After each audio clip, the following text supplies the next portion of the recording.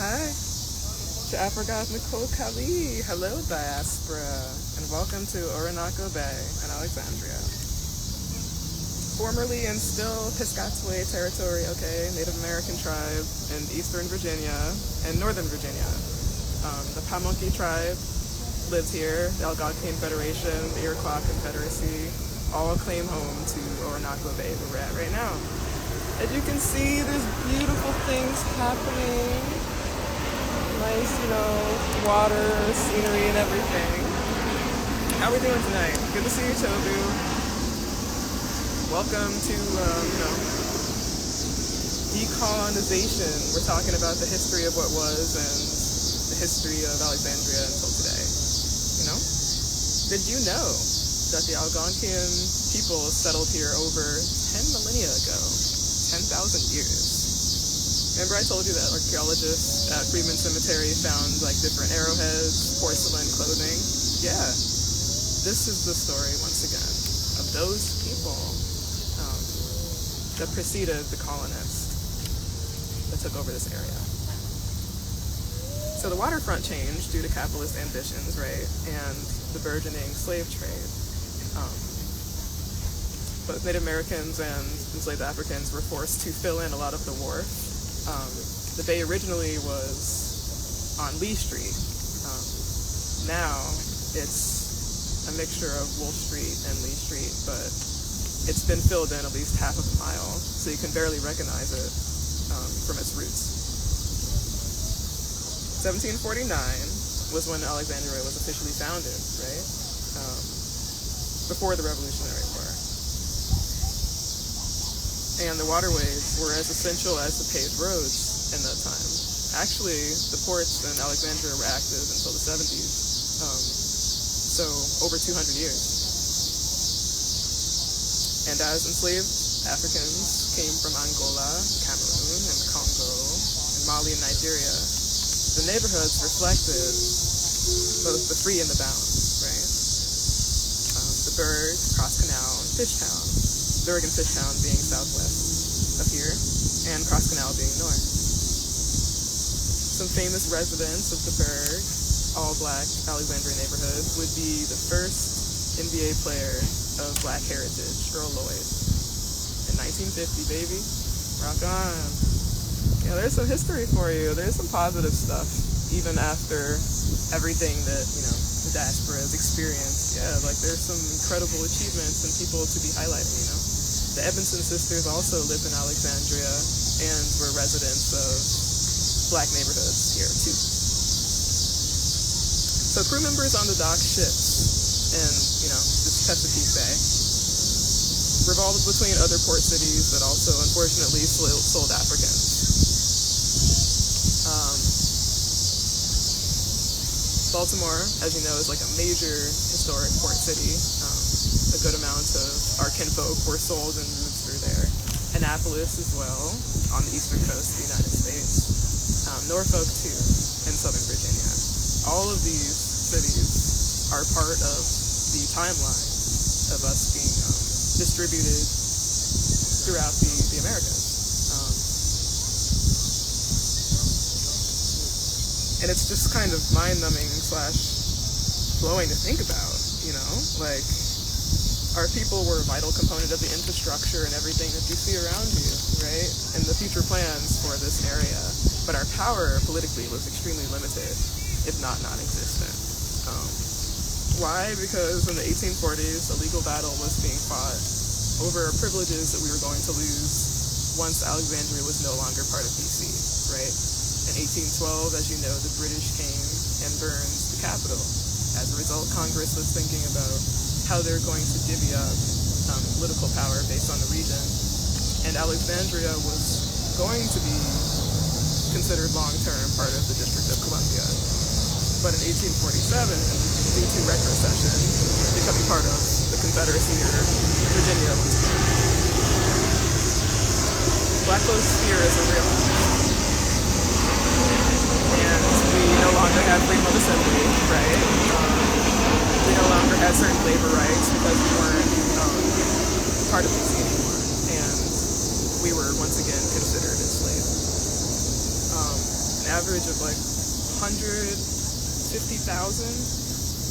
Africans stood on piers here in Orinoco Bay on the waterfront in Alexandria, waiting for fates worse than death, waiting for something, not sure what, right? Until their voyage elsewhere in the Confederacy and across the United States. This city had one of the largest slavery firms in history, not just the United States, history. John Armfield, if you're curious about the context for that, decided that he was going to open both an insurance firm and essentially like a transportation firm for slavery. And I think for about 20 years, he was the essentially like top trafficker in that regard. And not many people remember that, but the wealth in Alexandria and a lot of the developments around the waterfront had a lot to do with Armfield and the choices that he made as a merchant to enter the slave trade. Armfield obviously is not the only factor in regards to this city's, affiliation with slavery and trafficking, but that the top trafficker in like the entire history of slavery was in Alexandria is very telling. And you can kind of feel that legacy when you walk around Old Town and the more colonial areas in this city. The results of these very brutal decisions and this kind of stark disparity between rich and poor, especially. I was just speaking to, speaking of walking history and living history, a black elder that grew up here and is like at least 80 years old yesterday. And she said that she's leaving. She has to relocate because it's no longer affordable to stay in Alexandria. I asked her where she was going. She said probably Petersburg. And Petersburg, again, is what the Berg historic black neighborhood is named after. Petersburg is not too far from Richmond, right? Central South Virginia. And it's way more affordable to live there. That's where a lot of African Americans that ran away came from and then made their way up here to the north. Now it's kind of this reversal, right, as colonization is still unfolding, in which we're going back to the places that we migrated from because it's no longer hospitable for us to be here. It's almost as if as soon as we built this place and our labor was complete, there was very expedient plans to get us out of here. And by almost if, I mean that's definitely the goal. African Americans were only as beneficial in white people's eyes, supremacist eyes, as the work that we put in and the sacrifices that we make. But I want you to know that your sacrifice does not have to be chosen by others. You choose how you want to spend your time. Your presence and your value is not tied to capitalism and how much money you make. Your value is simply because you are a person. You're part of the basket. Yeah, the cicada sound is definitely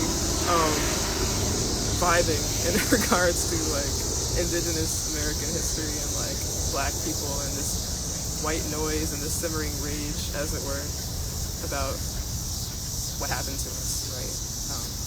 Our circumstances and rising out of oppression and getting to a better state, which requires community, right?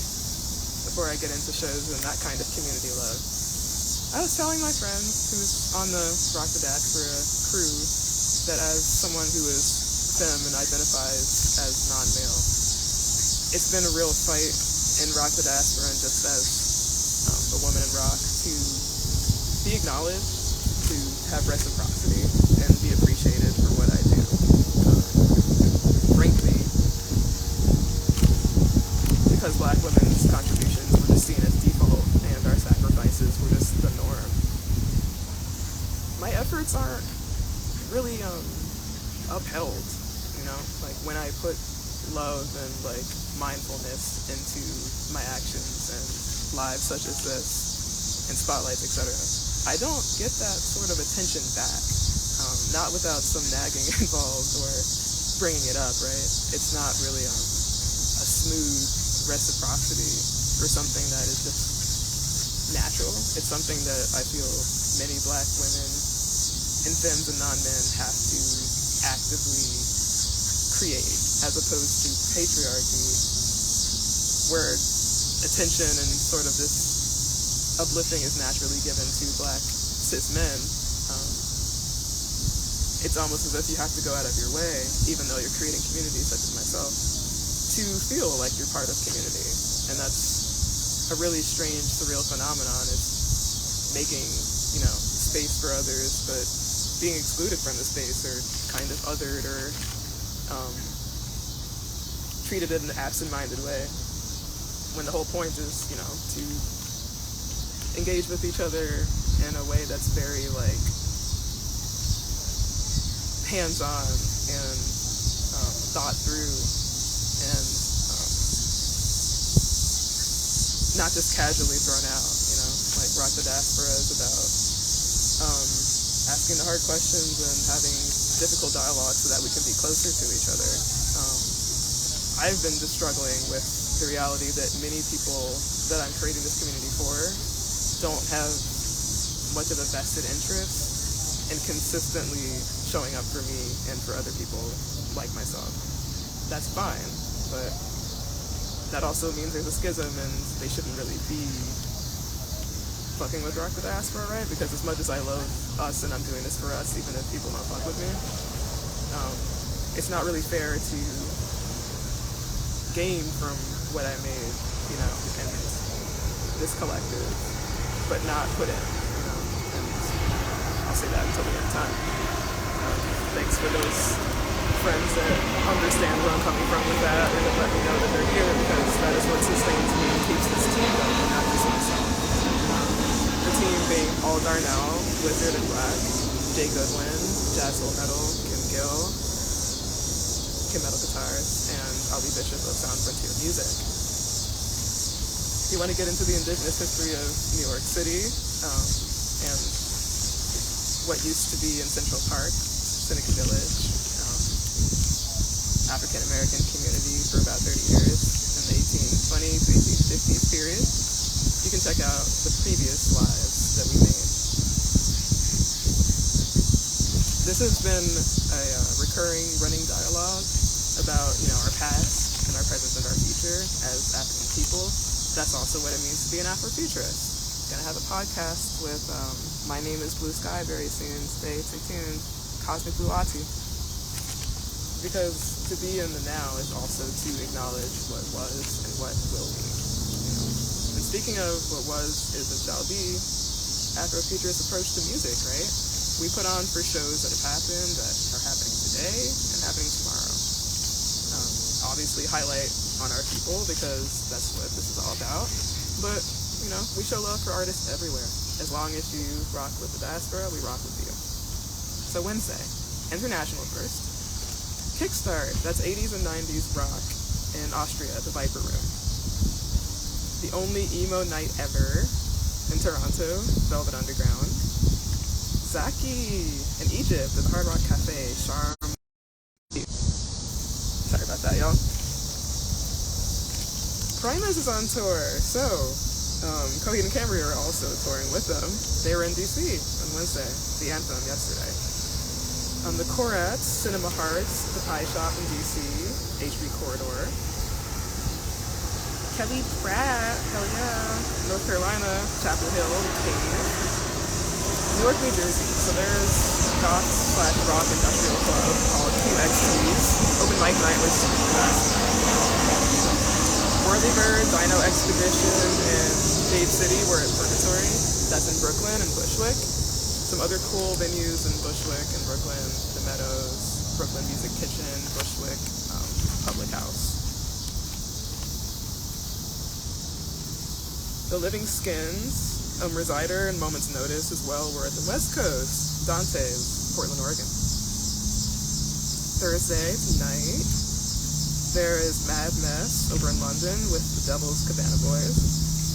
At the Avalanche Party, Porcelain and the Paulines, Paris, France. Rock on. Seattle, Washington, Numos, the Carries, Stone Breed, Innocence Torn, the Red Line Syndicate, a Whiskey A Go-Go in LA. So you know I love progressive rock and jamming. King Gizzard and the Lizard Wizard. And Geese, the anthem once again. 8 tonight. Ellie Case, Ashton Carmichael and Company at Simple Bar and Grill in Petworth, BC. Hi! So for those of y'all that are just joining, it is good to see you. I forgot Nicole Kali. We're live from Orinoco Bay in Alexandria, Virginia. Why did we choose this place? Because it is one of the culminating landmarks in the African American Heritage Trail. The city dedicated a good amount of the land to the different historic sites such as Fishtown, the Berg, Cross Canal, African American neighborhoods in the city. Before this was African American, neighborhoods though, it was Piscataway territory. Piscataway is the tribe that lived here up until 1749 when this became a city officially, and still lives here today. But for shows, Dale Teat, Harpoon Hannah's, Fenwick Island, Delaware. Asylum 13, Dark Dance Beats, always with DJ Mighty Mike Saga and Company, Bar 13, Wilmington, Delaware. Open mic night, you already know, at Fishhead Cantina, Arbitus, right outside of Baltimore. Big Brave, Spiritual Poison, and Carl Jean, Metro Gallery, Baltimore at 8. Go-Go Gadget, Ocean City, Secrets. Haven't been there, but hear great things. King 810 is on tour. They're also performing with The Last 10 Seconds of Life, Extortionist, and more. Hangar 1819, Greensboro, North Carolina. Easy Honey, Wilmington, North Carolina. Reggie's 42nd Street Tavern. Danny Death and the Alternative View, Century in Philly. And Three Sides at Craft House, Stage and Grill, Pittsburgh tonight. Tomorrow, Friday. Hey, Albert, how's it going? I was just thinking about you and Fanny's rap outside of Flash. Hope y'all are doing well. I'm actually going to be promoting the show that he has on Saturday pretty soon, if you stay tuned. So over in Australia, in Sydney, Oxford Art Factory, Music Makers Club 100, Butterknife, The Cauliflowers, Riva, West Wind, and more. Le Coeur Electrique in Austria at the Viper Room. The 900, Tony Hawk's cover band at Club 85 in Hitchin, England. Resin, Mute Duo and Company at Dante's in Portland once again. Oh, San Francisco, California. All Under Heaven, Juggler. That's Friday night. Hyde, Matty Barra and Company, Silk 2 Club in San Diego. Black Masala and Stratman Lane. That's going to be at the Pearl Street Warehouse on Friday night. Hell yeah. Highlight Studio 5th anniversary. That's going to be at DC9 Nightclub. Nucci, Don Pizon, Riz the Great are going to be there, killing it. So 7:45 tomorrow. If you want to see some awesome hip-hop showcases, hit it up. Karaoke battle with Skeletor, Bar 13, Wilmington, Delaware. Sorry I'm running through this really quickly, but the sun's going down, so gotta capitalize. The moon is out doing their beautiful thing. And so are you. Muscadine Bloodline, Rams Head Live, Baltimore, Friday night at 8. Silver Tongue, Never Wake, Shock Culture, Under Fallen Skies, and Apollo, courtesy of Rapola Entertainment, Zen West, Towson, Maryland. Nox Novacula on the Medium, St. Vitus Bar, and NYC. That's in Brooklyn, Greenpoint, the northern part of the borough. Black Hands, Kate of Sheets, Bash C and Company, The Bazaar, Wilmington, North Carolina. And last but not least, for Friday, Melt, Werewolf, Stupid Head, and Auric Echoes, Morgantown, West Virginia, 123 Pleasant Street. Saturday's a big one, y'all, don't forget. 17th anniversary for Oxford Art Factory in Sydney. You don't want to miss it. That'll be at I believe, 4 o'clock, with the Lazy Eyes, Amy Owusu, Lat Gallagher, the Slims, and more. Let's see. Black metal and like heavy death metal night at the Black Heart in London with Ulthar and Succumb. Blind Monarch, Sestode and Liquid Shit at Helgies in London as well. Revolver at Bar La Rodada, Ciudad de Mexico, aka Mexico City, Saturday. The Dandy Warhols, Seattle's Crocodile. Bar Sinister, you already know, LA's Goth Industrial Night, every Saturday at 10. Go-go dancers and all of that beautiful dark goodness. DJ Dunheap, Denver's Lion's Lair, 5 Mountain Time. Rockefeller, Ooga Booga, Ocean Asylum and Company, Riff House Pub, Chesapeake, Virginia. Cryptic, Goth Night, The Depot, Brian, and other badass DJs, The Scene. Stage Zero competition. So the competitions I showcased I was telling you about in DC with Ed Barzani, that'll be put on by Riot Music Agency and Perfect House. What is it? $2,000 competition to get studio time and the props that the underground deserves. 007, Rihanna Artemis, Solana, Def Arthani, and more are going to be there. Hosted by Backpack Jeff and other celebrity judges will be there too. Same night in DC, there's going to be Cortland at Anacostia's Art Center. There's also going to be capoeira lessons provided by Malcolm X Grassroots Movement DC. Check it out. Martin Luther King Wellness Center in Southeast. Baltimore, though, Knife Spita, Sloth Herder, and Pyramid Mass, The Crown, which is closing down, so support them because it is a once-in-a-lifetime opportunity and you will not get it again. BitGen Gamer Fest, 17 years on. So, gaming music put on by badass bands. This year it's going to be Quick Save, WSAB, Company, Autobar, Baltimore. Lunatic High, Phantasma, Company Calls, Restaurant 198, Burtonsville, Maryland. Courtesy of Rocksplosion. Hi, Tariq. How's it going? Speaking of which, Slings and Arrows just had a screening of The Crow at Tyson's Corner, VA. I did not get to make it, but I really appreciate Anastasia and Jamal for doing everything that they do. Another point we're going to be making is the photo shoot that Jamal and I did for the culture, for the diaspora. We'll get to that after these shows. Almost to Sunday. Yes. So, Rocksplosion again is going to be having a show at Restaurant 198, Burtonsville, Maryland. In Jersey, Clifton, Dingbats, Ryder and Witchforce, hell yes. Love Letter, Melancholy Party at Jimmy's Restaurant and Lounge. That's in Kearney, New Jersey, for those of y'all that live up there. And Swansgate in the Azores in Charlotte, North Carolina, at the Evening Muse. But a big closer for Saturday, but y'all didn't know, Local Palooza in Manassas, Virginia. Age of Ruin will be there, Days of Five, and Black Flag. You heard me right. The one and only punk band. Locally, when will you ever see them in Manassas again? Salisbury Center, 3 o'clock on Saturday. Don't be late. You will get to see a legendary punk outfit and support a lot of the heaviness that comes around here because hometown heroes are where it's at.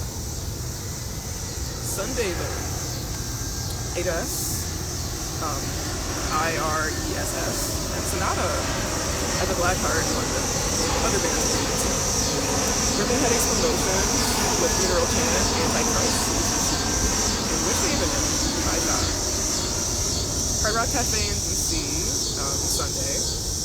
Italian Blood, Meteor King and Hopeless Otis at the Depot in Baltimore, Maryland. Donkey Brains at the Cave, Chapel Hill, North Carolina. Spellbound, Lori Beth presents Stoneburner, Pain Generator at the Renegade. Jake Cohn, 123 Pleasant Street, feet, Morgantown, West Virginia. And Water for My Pills, Salem and Emmy Ray, and Morgantown's Encore. There you have it.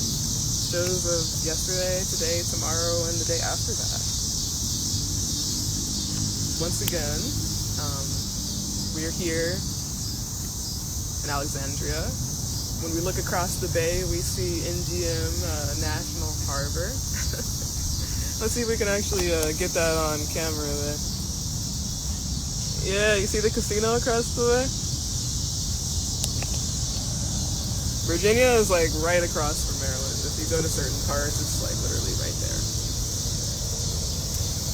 DCA, the airport is not too far. And if you keep on going where I'm pointing, in about 10 minutes you'll reach it. Grand Rising and hello to you. It is nice to connect. Just chop it up with the diaspora, I did want to talk about, once again, because everyone's joining at different times, the indigenous history of this city. Two tribes to know are the Algonquian tribe, right? That's a larger federation under which the Piscataway fall, right? And the Piscataway are the ones that named it Orinoco. I believe that means the meeting place, or it might be the farming land because they grew tobacco here as well.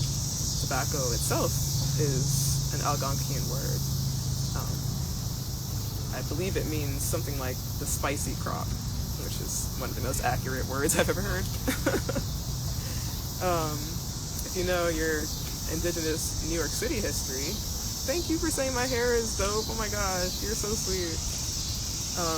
Kinte Koyin means the meeting of three tribes, right? That is coincidentally where Cooper Square and Astor Place are now in Lower East Side in New York. And the 6th train is there, right? Not exactly the meeting of three tribes, but definitely the congregation of thousands of people, right? The Sapohanikan just being one of the peoples that lived in that area and would walk to meet the other Lenape in New York City.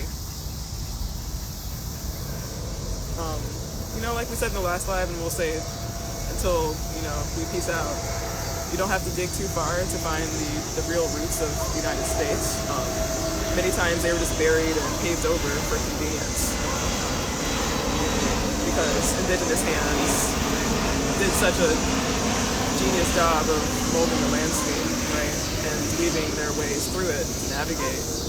All the colonists really did is upgrade it to their standards and then boot out the native population. That was in 1750, right? 1749. And there's still a recurring conversation of making that right, When you are an Afro-Indigenous person like me, Ubuntu, Algonquian for them, Pamoki and Igbo, Nansenmon for me, but also freedman in the sense that my ancestors were owned by indigenous people in the Chickasaw tribe. So I have both free indigenous roots and enslaved indigenous roots, Hi, Pilot Jones. Love your band. You're great. I saw the footage of you at Crowbar, so if you guys really fuck with Black Rock, one amazing band that I recommend is Pilot Jones. They perform in Florida, that's where they be at, and I think that they are definitely worth supporting. When you're indigenous and African, though, there's a dually layered, like an additional layer of reparations that needs to be discussed, right? Because many of us, if we weren't included on the DAWS roll, that is an official documentation of you being owned by a tribe. If you don't have the documentation that's typical for a Black person, and you don't jump through the hoops of being recognized federally, then you don't benefit from the reparations that were given to many of the recognized tribes, like the Chickasaw, like the Creek, like the Crow, Cherokee, Seminole. These tribes, complicated, because of their affiliation with white settlers, were the first to receive federal recognition, right, from the government, and to be afforded reparations. But everyone that did not fall, right, into that relationship of kinship with the colonists or fighting alongside them is still fighting not only to be acknowledged, but to be paid back, right? The only tribes that were paid back, coincidentally, were the ones that had the least to lose. They were the ones that owned slaves. They were the ones that fought hand in hand with, the European descendants that would take over the United States. It's almost as if they were being rewarded for their enslavement of black people and their upholding of anti-blackness, right? That's not all indigenous peoples, right? But that's many of them. Enough for thousands, if not millions of black people to still have partial Indian ancestry because they were owned by them, right? Many African peoples were owned by one of the 5 tribes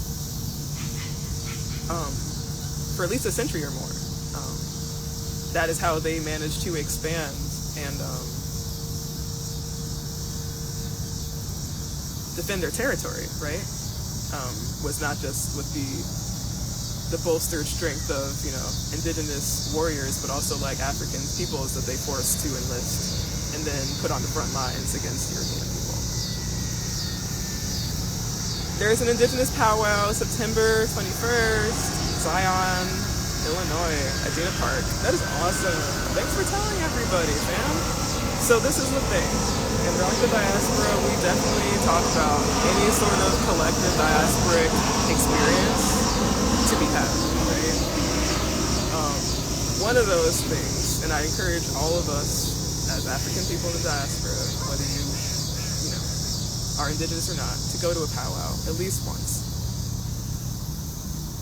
It is so enriching, it is so empowering, and it is so educational. Check out a sort of, as much as we could pay homage to like that part of our ancestry, check out our timeline on rockthediaspora.org/blues. It's kind of an Easter egg because you can't actually see it on our website. But if you type in rockthediaspora/blues, you'll see different people of Ubuntu forever. But yes, check out rockthediaspora.org/blues and you will find many different people of African, American, and indigenous heritage. We talk about Buddy Miles, who was indigenous on his mother's side, but also Caribbean. We talk about Jimi Hendrix because they're a well-known Afro-Indigenous person, right? Can't forget about Charlie Patton, father of Delta Blues, the reason that we have heavy sound today. Thank you for saying that I'm a wonderful teacher, because much of teaching is learning, right?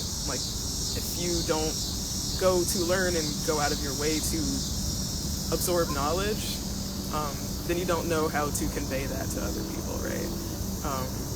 Much of the foundation for education is a thirst to be aware, right? A thirst to share what you've become aware of with other people, and to make sure that it's as exciting for them as it is for you, right? So thank you for being educational yourself and a force of diasporic power. Diasporic power is one of those things we talked about from the Ganawa in North Africa, West Africa to North Africa, also enslaved, to like the fife and drum in the Civil War, and then from the Negro spirituals that incorporated that music to blues, right? And then from blues to rock. Doo-wop and rock, rhythm and blues and metal. Now we're getting to the good stuff, right? The cool thing about music is that it's an ongoing legacy, you know what I mean? Like, we're all part of it just by existing. And many of us have artistic legacies without even realizing. It's just part of us. It's innate. Life is the classroom, exactly. The Igbo call it a kenga. Yeah, exactly. That's funny that you say that you're Igbo, because I was just thinking about the different linguistics in that language and that community, right? Like, how certain things don't have a gender in the order of language in Nigeria, with Yoruba as well. There's just this certain richness and like musicality to speaking it, wherein like the words themselves sound like a song, like when I hear certain Yoruba proverbs or when I listen to Fela Kuti, I'm like, wow, like just in him speaking it sounds so musical. What's that one song, Monday Night in Lagos? Ala Monday, Ekusi Baba Ufao. Ala Monday, Ekusi Baba Ufao. Someone check me on that, but yeah.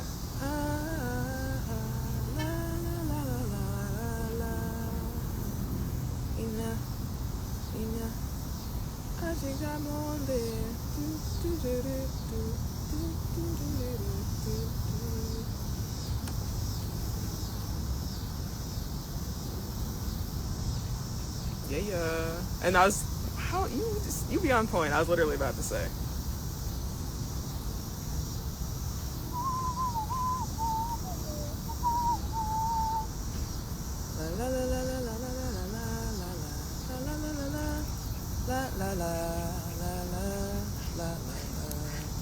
Wata no get enemy. So, we talked about resources on my other account, right?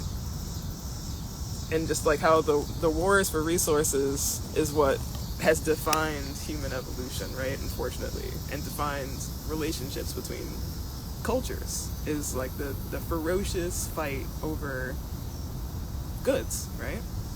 We were considered goods, so there was a fight over us and our fates and our future, right? Water is a fight. Like, it's an essential need, right? Food, shelter, attention, right? Acknowledgement. Distribution of water and the disparity between, like, access to water is something that Fela was talking about in that song, right? Because Nigeria was colonized and many of the different African nations were taken over by Europeans. There was this schism between the people that were colonized and then the people that took over, right? In which they held the water, in which they prevented anyone else from getting it. And the core issue and the lasting damage of colonization is the fact that the access stays uneven afterwards. Whereas, like, the indigenous folks that, lived on the bay, in Orinoco, for example, could just walk down to the river or the water side and drink, or take water back to their village, or in, Igbo land or Yoruba land in Nigeria, for example. After that separation, that forceful removal, in, like, Palestine, for example, after the Nakba, it is not the same. You no longer have access to the same agricultural systems, to the same landscape even. And you fall behind, and that's the intent, right? It's to deprive you of the privilege to have even footing with your oppressor. I want us to remember that. And I also want us to check out, I'm not trying to plug myself, but I'm plugging the diaspora as well. The photo shoot that I was discussing, you might have seen that I posted pictures with different African weapons, like the Takoba blade and the Congolese spear, right? Artist MDC is an amazing part of the DC Afro-Goth and just general alternative scene, and they invited me to do an editorial photo shoot with them, in which we hearkened to the Black Panthers and the two nations that I hail from, Mali and Nigeria, and just weaving together these different themes of breaking free and getting back to the source, right? And respecting Africa, not just in a buzzword kind of like ulterior motive sense. No, like truly connecting with Africa and African people. A good amount of our followers and our audience are from Kenya, from Botswana, right? From all over the continent. And the other half are the diaspora that left the continent, right? And live here in the United States and, you know, vibe with me on that journey towards liberation, on that journey towards self-discovery. I hope that you will be there for that journey. I know it's pretty dark, but I used to be afraid, and I still kind of am afraid of what it's going to be like as, you know, we become more prominent and confident in the discussion of like African heritage and reclamation. I am afraid, and I think that's a healthy response. I think that's a realistic response, but I'm not going to let fear get the best of me. And in 2024, like I believe that for you too, that I know that shit is difficult. The uncertainty of the election, right, and whether Kamala will represent us as, you know, African American people the way that we want to, and whether or not the animosity towards her will spill into our own daily lives. Stay safe, you know, stay aware, and stay connected, you know, like that's what this whole collective is supposed to be about. If nothing else, stay connected to each other and make sure that you are always giving yourself space to grow. You know, I care about y'all, always will, and I'll catch you on the flip side. Stay tuned. Check out rockthediaspora.org. Check out Artist NPC and Slings and Arrows, Black-led Afro-Goth event planners and curators. And, you know, don't be afraid to have that dialogue as the diaspora. Don't be afraid to learn, because we're learning too.